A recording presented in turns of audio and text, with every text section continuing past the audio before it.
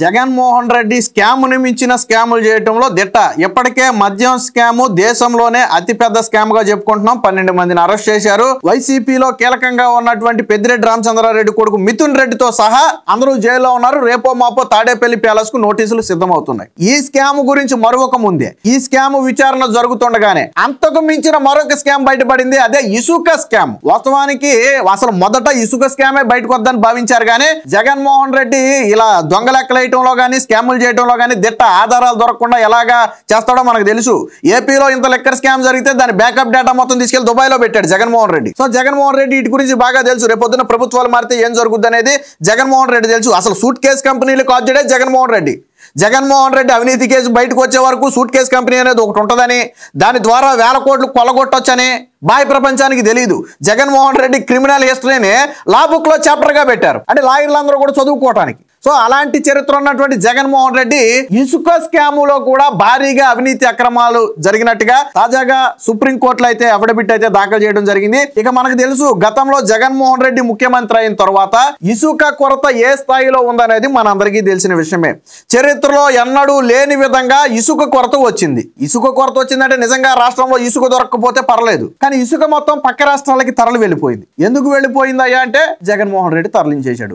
అంతకు ముందు ఉన్నటువంటి టీడీపీ ప్రభుత్వంలో ఉచిత ఇసుక ఇస్తే ఉచిత ఇసుకలో కూడా అవినీతి అక్రమాలు జరిగాయని చంద్రబాబు గారి మీద కేసు పెట్టారు. నాకు అర్థం కాని విషయం ఏంటంటే చంద్రబాబు గారే ఉచితంగా ఇసుక ఇస్తే స్కామ్ ఎక్కడ జరుగుద్ది? ఆయన ఏదైనా డబ్బులు తీసుకుంటే తీసుకున్న దాంట్లో ₹1 ఆయన తీసుకున్నాడని చెప్పొచ్చు. ఒరే బాబు, మీరు ఉచితంగా ఇసుక ఎత్తుకుపోంటారు నాయన, ఉచితంగా ఇసుక ఎత్తుకుపోండి, మీరు ప్రభుత్వానికి ₹1 కూడా కట్టక్కర్లేదు, గత పరిమితిలో ఎత్తుకెళ్ళండి అని చెబితే అందులో స్కామ్ జరిగిందంట. పోనీ జగన్మోహన్ రెడ్డి 5 ఏళ్లలో స్కామ్ నిరూపించాడా అంటే కేవలం కేసులు పెట్టడం వరకే తప్ప స్కాములు నిరూపించలా. హైకోర్టు సుప్రీంకోర్టులో కూడా దాని గురించి ఎటువంటి ఆధారాలు సమర్పించాల. కానీ జగన్మోహన్ రెడ్డి హయాంలో జరిగినటువంటి ఇసుక స్కామ్ కు సంబంధించి ఇప్పుడు పక్కా ఆధారాలతో సుప్రీంకోర్టులో అఫిడవిట్ అయితే దాఖలు చేశారు. వాస్తవానికి ఈ కేసు తాజాగా వచ్చిందేం కాదు. జగన్మోహన్ రెడ్డి ముఖ్యమంత్రిగా ఉన్న సమయంలోనే నేషనల్ గ్రీన్ ట్రిబ్యునల్ కలెక్టర్లు కావచ్చు, రాష్ట్ర ప్రభుత్వం కావచ్చు తప్పుదోవ పట్టించింది. చెప్పిన రీచ్లలో కంటే అధిక రీచ్లలో ఇసుకని తవ్వేశారు, ఆ నిజాలు మొత్తం కూడా దాచిపుచ్చారని చెప్పి నేషనల్ గ్రీన్ ట్రిబ్యునలే సుప్రీంకోర్టుకి చెప్పింది. చంద్రబాబు నాయుడు చెప్తే అబద్ధం చెప్పాడు అనుకోవచ్చు, రాష్ట్ర ప్రభుత్వం చెప్తే అబద్ధం చెప్పింది అనుకోవచ్చు. నేషనల్ గ్రీన్ ట్రిబ్యునల్ అబద్ధం చెప్పదు కదా, అది కూడా నువ్వు ముఖ్యమంత్రిగా ఉన్నప్పుడే చెప్పింది. సో దానికి సంబంధించి ఈ రోజు కూటమి ప్రభుత్వం వచ్చిన తర్వాత పక్కా ఆధారాలు మొత్తం కూడా సుప్రీంకోర్టుకి సమర్పించింది. ఏంటి ఆధారాలు అంటే ఉపగ్రహ ఛాయాచిత్రాలు. జగన్మోహన్ రెడ్డి ఎంత తెలివిగా గతంలో ప్లాన్ చేశాడంటే అన్నిటినీ మేనేజ్ చేశాడు కానీ శాటిలైట్ ని మేనేజ్ చేయలేకపోయాడు. పాపం శాటిలైట్ పైనుంచి తీస్తుంది కదా, అంటే ఋషికొండ కంటే గ్రీన్ మ్యాట్ కప్పేసి శాటిలైట్ ద్వారా కొండ కొట్టినట్టు కనపడకుండా తప్పించుకోవచ్చు అనే ఐడియా అయితే వచ్చింది. కానీ పాపం రీచ్లను అలా కప్పేయాలని ఆలోచన వచ్చి ఉంటుంది, లేకపోతే ఏ బరకలతోనే కప్పేద్దరు శాటిలైట్ లో కనపడకుండా. శాటిలైట్ల ద్వారా తీస్తే దాదాపుగా 1500 కోట్ల రూపాయల ఇసుక తవ్వారని తెలిసింది. ఇది ప్రాథమిక అంచనా. కానీ వాస్తవంగా లోతైన దర్యాప్తు చేస్తే 5000 కోట్లకు పైగానే అక్రమ ఇసుక తవ్వకాలు జరిగినట్టుగా రాష్ట్ర ప్రభుత్వం అయితే భావిస్తుంది. ఈరోజు సుప్రీంకోర్టులో దీనికి సంబంధించి విచారణ కూడా నడుస్తుంది. అందుకనే చెప్పా, స్కామ్ను మించిన స్కామ్ 3500 కోట్ల రూపాయలే మనం లిక్కర్ స్కామ్ దేశంలోనే అతిపెద్ద అనుకున్నాం. ఈ శాండ్ స్కామ్ కూడా దేశంలోనే అతిపెద్ద స్కామ్ అవుద్ది. ప్రతి రాష్ట్రంలోనూ ఇసుక పాలసీలు ఉంటాయి కానీ ఈ స్థాయిలో దోచుకున్నటువంటి ప్రభుత్వాలు అయితే ఎక్కడ ఉండవు. బహుశా సుప్రీంకోర్టు హైకోర్టులో కూడా జగన్మోహన్ రెడ్డి ముఖ్యమంత్రిగా ఉన్న సమయంలో వచ్చిన స్కామ్లే అతిపెద్ద స్కామ్లు అయి ఉంటాయి. పెద్ద అంటే ఏదో విజయ్ మాల్యా లాంటి వాళ్ళ స్కాములు అయితే చూశారు కానీ ఇలా ముఖ్యమంత్రిగా ఉండి స్కాములు చేసిన ముఖ్యమంత్రిని, ఈ స్థాయిలో స్కాములు చేసిన ముఖ్యమంత్రిని ఎక్కడా చూడాల.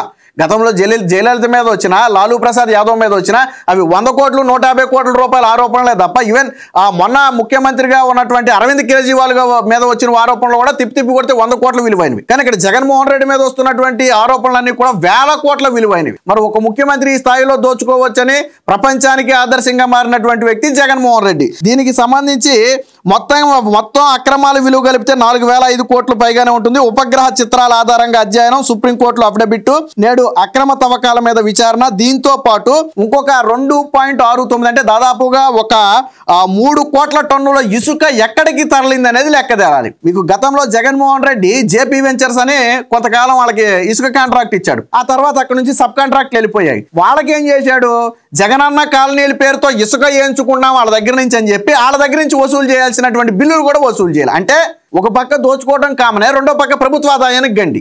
జేపీ వెంచర్స్ అనేది కేవలం పైకి పేరు మాత్రమే. లిక్కర్ స్కామ్ కూడా ఏంటి, పైకి బ్రాండ్లు మాత్రమే, అదో బ్రాండ్ ఇదో బ్రాండ్ ఉంటుంది. బట్ ఓవరాల్ గా డబ్బు అంతా ఎవరికి చేరద్దంటే జగన్మోహన్ రెడ్డికే చేరద్ది. అది ఆల్రెడీ సిట్ చెప్పింది. ఇక్కడ కూడా ఇసుక కూడా అంతే. జేపీ వెంచర్స్ అనేది పైకి కనపడే సంస్థ మాత్రమే, బట్ దాని డబ్బు అంతా బహుశా జగన్మోహన్ రెడ్డికే చేరుంటుంది. దాదాపుగా 3 కోట్ల టన్నుల ఇసుక ఏమైపోయింది, ఎక్కడికి వెళ్ళింది అనేది తేలాల్సి ఉంది. దీనికి సంబంధించే విచారణ జరుగుతుంది. అంటే మొత్తంగా వైసీపీ ప్రభుత్వంలో జరిగింది ఏంటయ్యా అంటే స్కాములు జరిగాయి. రైతులకు ఏమీ చేయలేదు, యువతకేమీ చేయలేదు, మహిళలకేమీ చేయలేదు.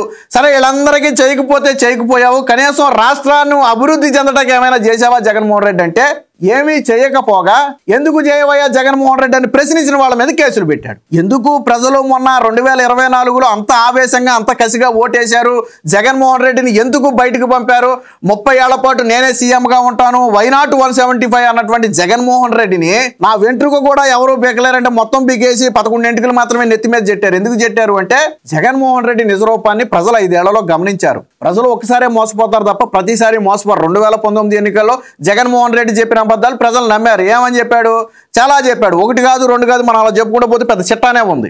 ఆ రోజు పింక్ డైమండ్ అన్నాడు, తర్వాత అసలు పింక్ డైమండ్ లేదన్నాడు. ఆ రోజు చంద్రబాబు నాయుడు 6 లక్షల కోట్ల అవినీతి అన్నాడు. ఆ 50 కోట్లలో 100 కోట్ల స్కిల్ డెవలప్మెంట్ కేసు మాత్రమే బయటికి తీశాడు. మరి మిగతా 6 లక్షల కోట్ల అవినీతి ఏమైపోయిందో మనకు అర్థం కాల. లేదా డేటా చోరీ జరిగింది అన్నారు. జగన్మోహన్ రెడ్డి ముఖ్యమంత్రి అయిన తర్వాత అదే డేటా చోరీ లేదని చెప్పారు. వివేకానంద రెడ్డిని చంద్రబాబు నాయుడు చంపాడు అన్నారు. తీరా జగన్మోహన్ రెడ్డి అధికారంలోకి వచ్చిన తర్వాత వైఎస్ ఫ్యామిలీయే చంపిందని చెప్పి సిబిఐ చెప్పింది. ఆ రోజు ప్రజలు నమ్మారు. కానీ మొన్న గులకరాయి డ్రామాని నమ్మలా. 2019లో కోడికత్తి డ్రామాని నమ్మారు, కానీ 2024లో గులకరాయి డ్రామాని నమ్మలా. అందుకనే నేను చెప్పింది, ప్రజలు ఒకసారి మోసపోతారు. కానీ జగన్మోహన్ రెడ్డి ఇక్కడ తెలుసుకోవాల్సింది ఏంటంటే ప్రజలు విజ్ఞతతో ఆలోచిస్తున్నారు.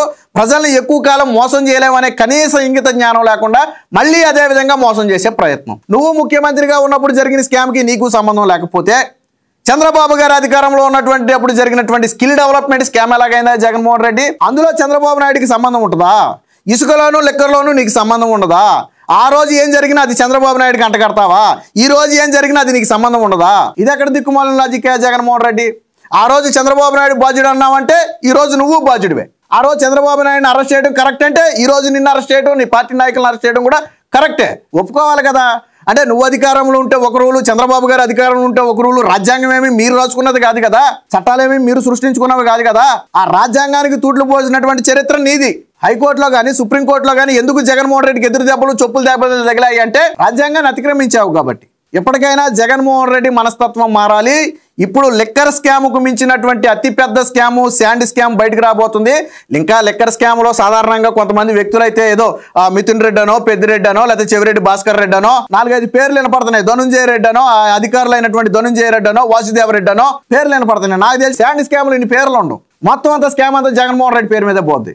అందులో అంటే 10 మంది అవసరం ఉంది, ఇందులో ఎవడో అవసరం లేదు. జేపీ వెంచర్స్ నుంచి డైరెక్ట్ జగన్మోహన్ రెడ్డి ఇంటికి దారేసుకుని వెళ్ళిపోతాయి నిధులు.